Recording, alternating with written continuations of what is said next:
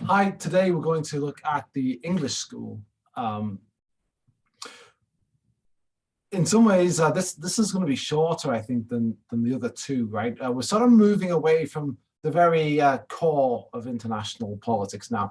Realism and liberalism certainly form the mainstay of what of theories when it comes to understanding what's happening in international politics. Most theorists and most, I guess, political scientists who study international politics, while they may or may not come out and say it openly, probably adhere to and follow many of the sort of ideas and concepts, assumptions, right, that we've seen already in realism and in liberalism. But one fairly big theory that we're missing up to now is constructivism. All right, and so we're not quite there yet, though. But what we'll see, we'll talk about Alexander Wendt, but next module when we start to talk about constructivism, because Alexander Wendt, what he's doing is he's sort of trying to bring together a sort of marshal a few different sort of ideas that are probably, have, I guess, at least Wendt sees some similarities in them, in these different ideas. And they are sort of critical, I suppose, of the assumptions of realism and liberalism. And so one of those is the English school, right? And so we're going to start here with the English school. It's historically sort of in terms of time, right? It comes before Alexander Wendt and his sort of idea of bringing together quite a few disparate approaches to international relations under one constructivist umbrella. The other thing about it is it's probably because it's prior to it, it might be a little bit more simple, maybe sort of less ambitious. I think maybe Wendt's constructivism tries to do quite a lot, right, and brings in quite a lot of sort of different ideas. Again, English school being one of them. Critical theory, of which there's a few different brands of that, but that also sort of has some relationship as well to constructivism. Sort of Alexander Wendt tries to address the issues brought up by critical theorists of the 80s, including Richard Ashley, who we've read in this class already, Robert Cox and some others. Okay, so but this module is not about constructivism quite. It's about English school, which later is going to be sort of drawn in, I guess, to the whole constructivist idea. All right, so we'll have I think 3 lectures this time, so fewer lectures. Maybe spend a little bit less time. Like I said, I think realism and liberalism certainly should form the basis of a course like this. But it's important to know that they're not the only games in town, and that they have come under critique, which of course we have seen in prior lectures. All right, let me then share my screen so we can see what we've got in terms of the slides for this lecture. All right. Ignore that, by the way, that is not for you. I'm using the same slides, right? The same, maybe you didn't even see it. I am using, let me see now, the same slides. There you go. The same slides from the ground campus, right, where I've taught this class last semester. I've been teaching this particular class for a long time, but I changed it all for last semester's ground class, and I'm using the same slides, roughly the same. I'm recording fresh lectures, but they're based heavily on the slides that I used for the ground campus. All right. So if I had been sharing my screen earlier, you would have seen an essay question, but it's not really your essay question, so it's from the ground campus. Anyway, the English School, Order in World Politics, and I'm taking this mostly from a book called The Anarchical Society by Hedley Bull. And to sort of give you a quick, I think I'm giving you a quick idea about what's going to happen here when I say order in world politics. If you look at realism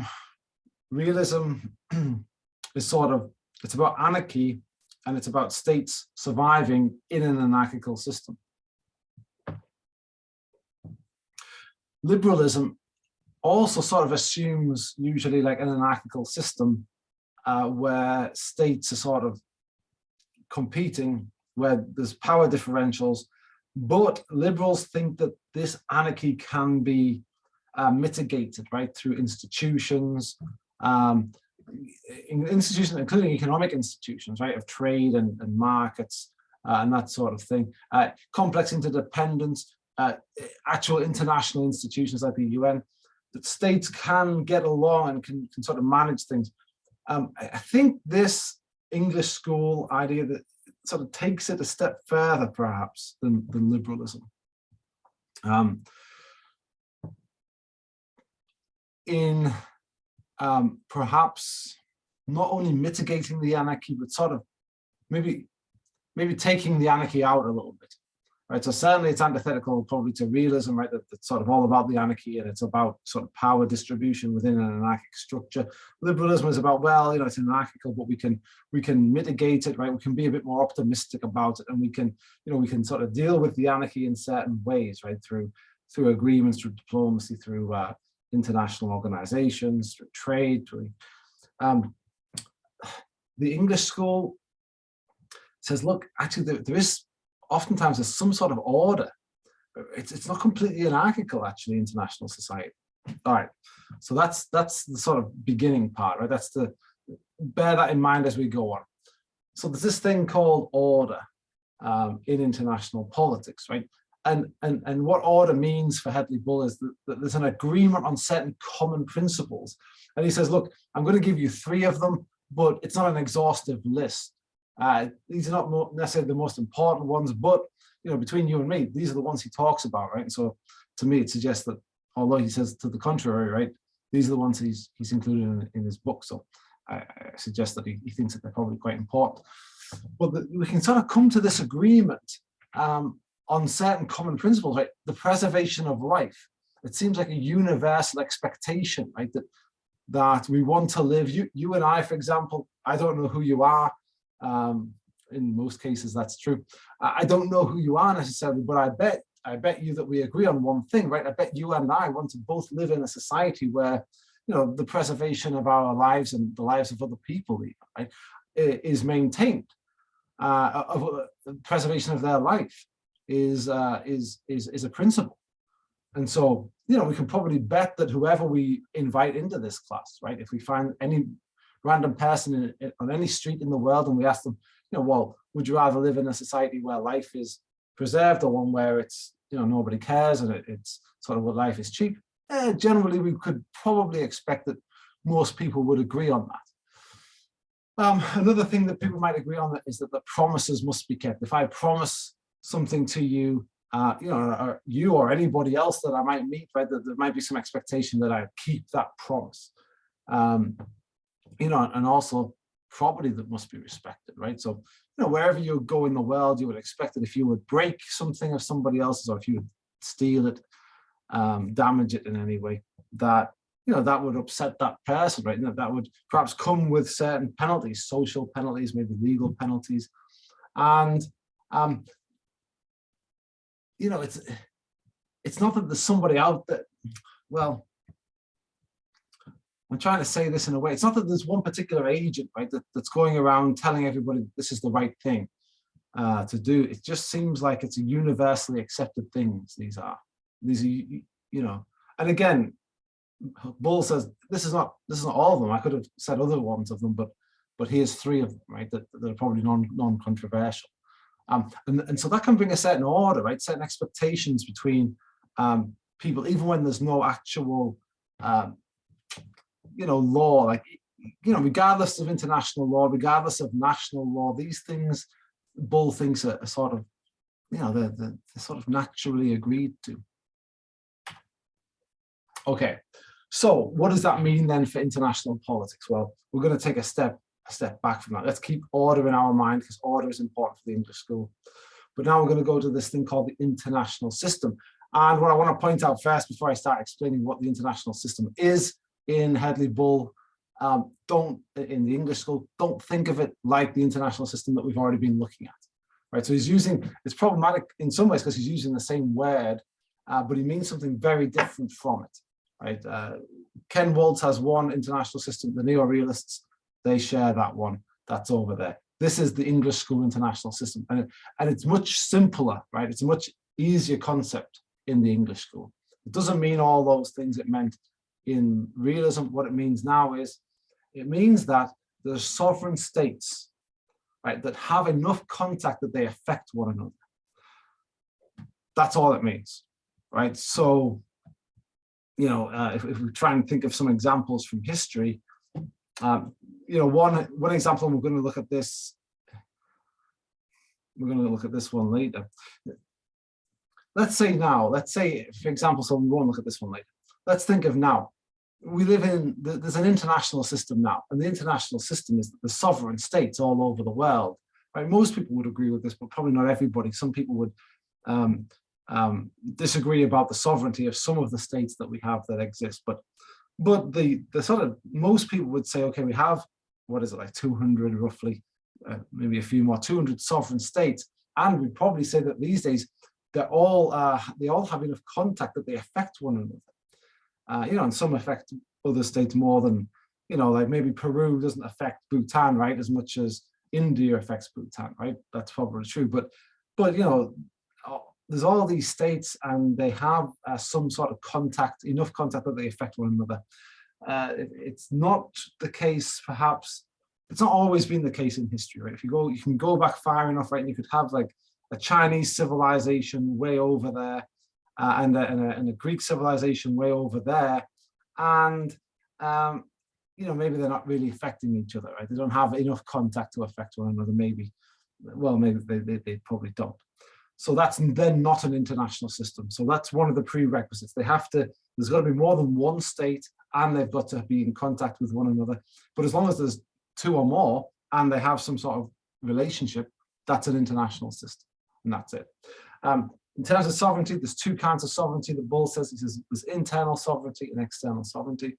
All that means really is that, let's take, for example, the United States, right? International sovereignty for the United States today means that there's a federal government that has sovereignty over the entire territory of the United States and over all the people within the United States. That you know, when the federal government makes laws, it can also prosecute those laws, and it can uphold those laws, enforce those laws in any part of its territory. Right? That's sort of a good sort of idea in terms of explaining internal sovereignty, right? So that everybody within the state recognizes the federal government as sovereign. Now, you know, with the United States and with some of the federal states, it's interesting because, you know, sovereignty sort of looks to be shared between the states and the nation. That's fine as well in terms of internal sovereignty, right? As long as, you know, as long as everything in the United States, so education, right, the sovereignty rests in this state, we're in Arizona, with Phoenix, right? The Arizona state government that's in Phoenix, right? And then things like defense, which is oftentimes what we're talking about when we're talking about state and international relations. We're talking about military. You know, that's, most of that belongs to the federal government. There's the National Guard, of course. But anyway, the United States government, including the state governments, have sovereignty within the boundaries of the United States. External sovereignty simply means that no other country is messing with us, right? No, Britain, Canada, Mexico, India, Russia, they recognize that the United States is a separate country and that they don't have the right to make laws or to enforce laws or to sort of mess with, I guess, in any sort of a way, citizens of the United States or you know, government of the United States. So that's external sovereignty. So for an international system to exist, there's got to be sovereign states that have both internal and external sovereignty, and they have enough contact with each other that they affect one the other. International society is something now different, right? It's something more. It rests with first of all, there has to be an international system for an international society to exist, but there might be an international system where there is no international society. And this is where order comes back in, right? This is where we're going to bring back in order. So an international system, like I said, it's different from international society. Don't mix those two words up. Use those. If you're talking about the English school, use those different terms differently, right? Because one is just that there's more than one sovereign state, and they are in contact with the other one. The international society is that there's a group of sovereign states that agree on principles which govern their relationship. So that's just the extra part that's necessary for an international society. They agree on some principles, maybe the things like the preservation of life, maybe things like the keeping of promises, but that belief, right, and that shared belief, and that's going to come in, you're going to see that all throughout English school, but certainly when we get to constructivism, you're going to see this sort of shared social knowledge, right? So that's what makes an international society. Right? So states agree on principles which govern their relationship. An international society is not always there, it doesn't always exist. Sometimes you have states and they don't agree on the principles of their relationships, right? And maybe they have conflicts because of that, or maybe they're sort of respectfully, refrain from meddling, but they don't have any basis of agreement to form a relationship. So then in that case, there might be an international system, but there's no international society. Here's another way that international society doesn't exist. International society doesn't exist when supranational bodies are strong. Think about that for a second. Think about why that might be the case. That might sound counterintuitive at first. You might say, well, if you have sort of these shared beliefs, right, and shared benefits, well, you might start an international organization, right, like the UN or the European Union, for example, which is my go-to in terms of an example of a supranational body. So, the countries of Europe, they have the sort of basis of belief, right? And it sort of starts with free trade, peaceful relations between the states. And then later on, sort of things like free movement of goods and services. Well, what about free movement of people? And certain human rights beliefs about human rights and sort of citizenship privileges and rights. So they have these shared principles, right, that they agree on, and that governs relationships. And then what do? Well, they make this supranational institution called the European Union. Well, and so it might seem like, well, that enhances international society. Maybe that shows the presence of an international society, of these sort of agreements on some principles. And Bull says no. And he says no for the following reason. If the supranational organization is strong, so let's say very strong, so let's say the European Union, for example, there's a way of looking at the European Union, the institution itself, that makes it very strong. And one thing to do, right, is to say, well, let's look at the European Union for a little second. We've got the European Commission, and these people that make up the Commission, they're supposed to be separate from their states, right? They're not representatives of their nation states. Okay, so they're supposed to be independent from those nation states. So let's say that they are, and they sort of act as the executive of the European Union, and they have a big administration underneath them. They have bureaucrats underneath them that fill the offices. They each take responsibility for something different, right? One's for culture, one's for foreign affairs. There's defense, there's the environment, right? So they look something like a government. And again, if we separate them from the nation states, then that's interesting. They have things like they prosecute member states of the EU, if they break EU law. They'll take them to the European court, right? And so you might say, if we look at it from this perspective, we might say, oh, the European Union is distinct and separate and above, right? That's supranational, right? It's above the member states. And it is, let's say, in a position of power on its own to dictate to states what they should and shouldn't do. And they can punish states in certain circumstances and that sort of thing. And so what you're seeing there then, Bull says, and Bull's not particularly talking about the EU, but just supranational states in general, he says, if they're the ones who are in charge, if they're the ones who are enforcing these principles, then it's not international. So it's a society, but it's not an international society. And it's not international because it's not the states that are sort of governing themselves. It's not the states that are agreeing or upholding these principles. It's a body above the states, right? So that's one way to think of the European Union.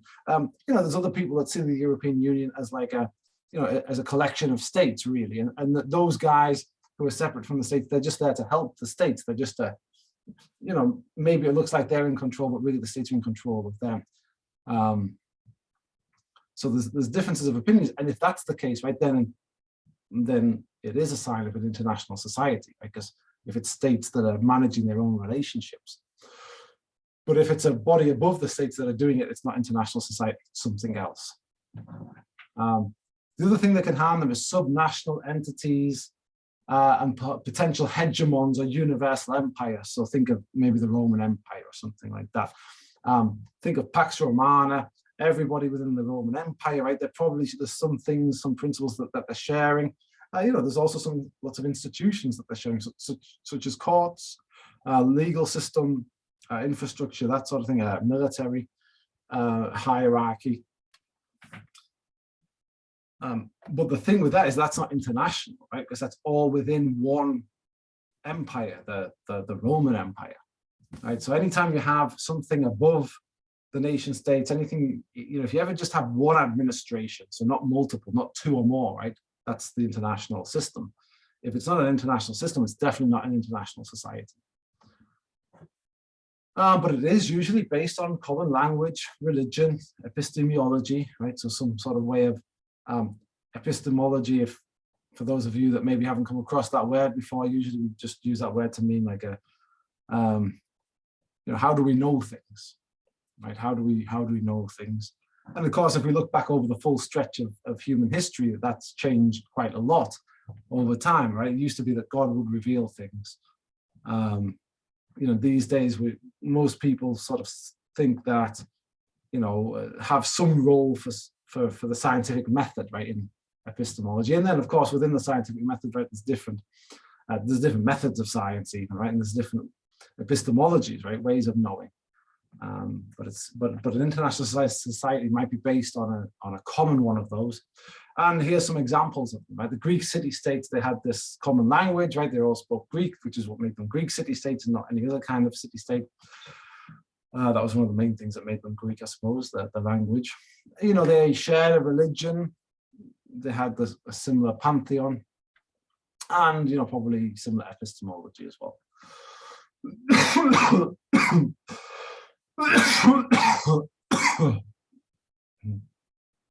Sorry, but they were distinct states, right? You had Athens and Sparta and Thebes and all those guys, right? You had different city-states, so it was international in that there was more than one sovereign state, but they all had some sort of commonality to them. China during the Warring States period was also an international society. The Greek kingdoms after the fall of Macedon, right? Because during the Macedonian Empire, it was an empire, a common empire. So that's not international, right? But after the fall of the Macedonian Empire, then when they refer back to, it's kingdoms, right, rather than city-states. But anyway, that's also an international society. Notice it doesn't have to take the whole world. Like we might say that it does now, right? But it doesn't have to for it to be international. There just need to be two or more states who are in contact with one another. And then the European state system that Bull says has grown from Europe outwards and is sort of now encompasses the whole world. So the sort of modern state system is an international society for Bull. It's an example of one. And it's distinct from the Greek city-states, right? It looks different. It covers more of the world, like the whole world. And not everybody's speaking the same language, and there's different religions, but nevertheless, there's some other commonalities, right? The other common principles that bind these the current nation states together into an international society. And here are the goals of an international society. We want to preserve the system itself, right? So we could go quite detailed on this in terms of preserving the system. I think of right now, I think everyone, and if you're watching this in a later semester, right, you'll know the sort of roughly the time period where I'm making this. But right now, we're sort of anticipating the possible invasion of Ukraine by Russia. And, part of, the Russians have the sort of the argument of, well, look, Ukraine's right on our border. It used to be part of our, the Soviet Union. And, once you start putting sort of American and German NATO military right into Ukraine, right? This is very too close for comfort, right? We're worried for our security. But the United States and her allies, they're arguing something else. And it's probably along these lines of preserving the system of nation states. Because it's something like this, it's like, look, Ukraine is a sovereign state. Under the law of sovereign states, they're the ones who get to decide which military alliances to form, not someone, right? They have their external sovereignty. Russia, you have to recognize Ukraine as a sovereign state. And so, the United States can argue along those lines and say, look, what we're trying to do is preserve the nation state system, of which Ukraine is a part. And if we don't stand up for Ukraine at this point and say, well, they're an independent state and they can choose if they want to join NATO or not, then we're sort of undermining this idea of sovereign states, right? That sort of goes away a little bit. And at least the principle is weakened. So they want to preserve the system, right? That's what they would say. And I think that is what the United States tries to do generally. They're a status quo power and they try to keep things the way they are. So, because of course they're doing quite well out of the system, so it would make sense. And if you're Russia, then maybe not doing as well as the United States is out of the system, so you might want to adjust it a little bit, right? So that's what's going on. But that's one of the goals of international society usually, is to preserve the system.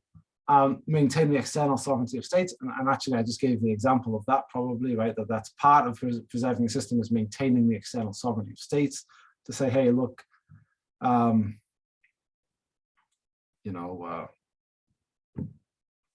Kosovo maybe is a state that not everybody recognizes, right, but people go around trying to sort of lobby for this, right, to maintain, hey, like Kosovo is its own country, don't meddle in it, don't try and change their government, or don't try and unify it with Albania or anyone else. It's a sovereign. That's the external sovereignty of states. Also, they want peace, or at least the absence of war should be the normal condition of their relationship. It's worth remembering the realists on this, right? And I think I know that ultimately it's Thomas Hobbes says this, right? I can't remember who refers to it might be Waltz again that refers to Hobbes, but Hobbes says, look, it's not the fact that it's raining, it's not the fact that there's a couple of showers, right, that makes me put my umbrella up or something. It's the fact that it's cloudy and it could at any point rain. And so, the realist idea of war of all against all, or a constant state of war, everyone's at war with one another, it doesn't mean that they're actually fighting. And so when we look at this, there's not as much difference as there looks to be on first glance here. They're saying, well, the absence of war, right? So what does the absence of war mean? Is the question, like, does it mean that there's no chance of war? I don't think Bull means that. I think he means that just that there's no active fighting. But that's still, the realists would still see that as a state of war, even if there's no active fighting. So it could break out at any moment. And I don't think the English school thinks that war couldn't break out at any moment. But anyway, there should be some sort of limitation of violent death. Right? There should be some upholding of agreements and some securing of property. Those are the things we should expect to see in an international society.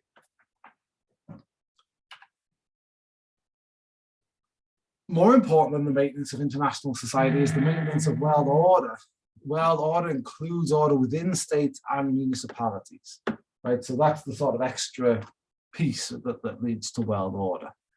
It deals with individuals as ends, and it might be served by international society or by other ways of organizing, right?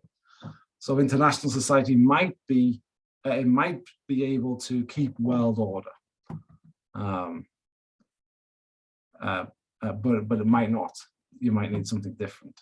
But if it is keeping world order, then, like it says here, this is, there's no sort of migrants, refugees having to flee their home because of violence towards them, or the risk of violence, the risk of death, having their property taken off them, right? Those things are not happening if you have world order. And that might be pretty straightforward, especially given some of the things that we've said up to now. So we'll go on to the next one. Is there an international order? Many would agree that order exists inside of states, but many would argue that international politics are characterized by disorder. And then we have three views of international order / disorder from Hobbes, Kant, and Grotius. Hobbes, we know, we've talked about Hobbes, I think, all semester almost to now. He's one of my favorites, I think, in terms of sort of classical philosophers. But he's also, I think he's the most, well, he's at least the most important one to the realists. And maybe because we've spoken more about realism than anything else, maybe that's why we feels like we've spoken a lot about Hobbes.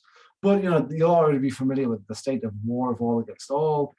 The zero-sum game, we might not have talked explicitly about that, right? But it's the idea that if I win, you lose, right? If I, you know, the zero sum, so +1 for me is -1 for you, and of course that sums to 0. +12 for me is a -12 for you.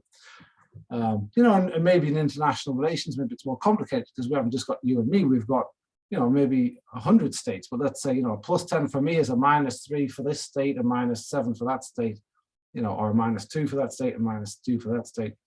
But I can't gain anything without you losing anything, and I can't lose anything without you gaining anything, right? So that's the zero-sum game. It sort of fits into absolute and, well, into relative games, I should say. States should be free to pursue their own interests, which are at odds with one another. That's Hobbes says. I think the thing that reminds me of in Hobbes, in particular, is where he's talking about sort of, you know, everybody has the right to defend their own life, and people say, well, does the government have a right to come and kill you or to arrest you or to deprive you of your liberty or your property?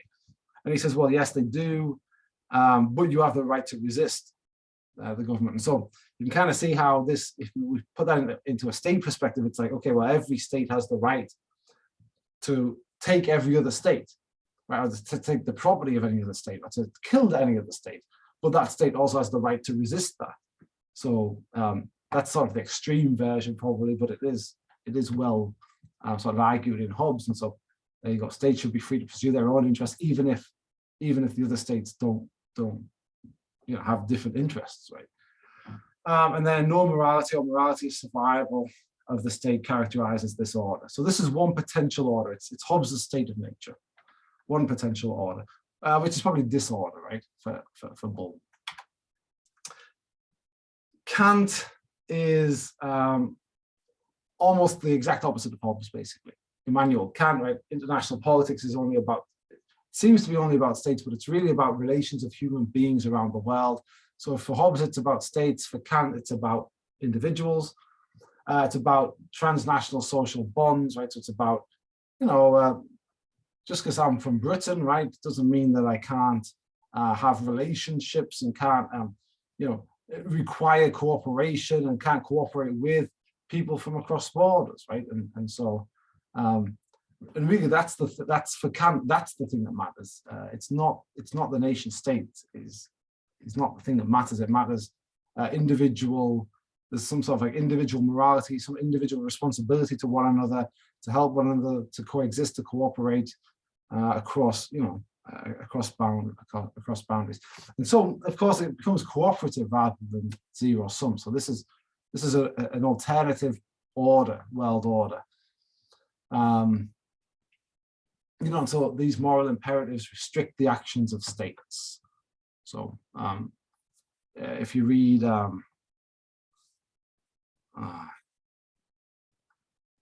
think it's his Perpetual Peace, but he talks about hospitality. And he says, look, states, if somebody comes from abroad, Kant has this idea about, well, you know, the deserts and the seas, they're sort of common, right? Nobody owns the sea. We roughly agree, like these days, international law sort of agrees with Kant mostly. So the seas are common to everyone. The deserts, well, probably not anymore, but they used to perhaps be common to everyone. And so, you know, it's not illegal to cross those, right? And so because of that, right, because they belong to everybody, I can cross the sea. Let's say I'm in Britain, I can cross the sea to the United States. And so because that sea sort of belongs to me as much as it belongs to you, if I do cross the sea and end up on the shores of the United States, Kant says the United States shouldn't kill me. And it's not much, right? But it's some sort of moral imperative. right, based on sort of common ownership of the world's surface, or part of the world's surface, not all of it, but the seas in particular. It's like, states should behave in a certain way and they shouldn't behave in other ways, right? They shouldn't kill me if I go across the sea, but they don't have to let me in. That's because that's still their country, right? That's Kant's.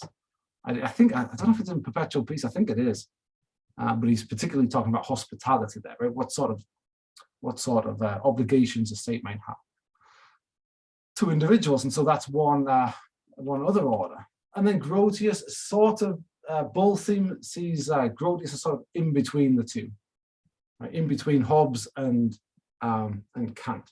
Right? That there's this society of states, and of course this is the one that's going to sound most like Bull's conception of international society, right? Because that's the thing to do. If you're going to make a theory, show one extreme, show the other extreme, and show how you're in the middle of those two, right? And that's, and so he's doing it with himself, but he's also saying, well, Grotius is in between Kant and Hobbes, and so I'm going to identify myself with Grotius a little bit.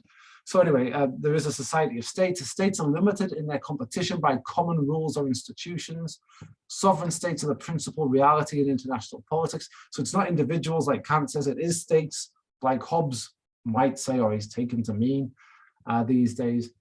But for Grotius, it's sovereign states, right? So that's not really halfway between, right? That's just the Hobbes. But states are subject to moral rules, right? So it's a bit of a mixture between the two. But those moral rules are grounded in the requirements of coexistence and cooperation of states, not in humanism. And that's it for now. So that's the introduction, right? I'll sum it up a little bit and tell you what you should have taken away from it. Basically, the idea, right, is that we haven't got an anarchic world system. We have something else oftentimes. We don't always have it, but we have an international system, right, where we've got more than one state. We don't even always have an international system, but we do now.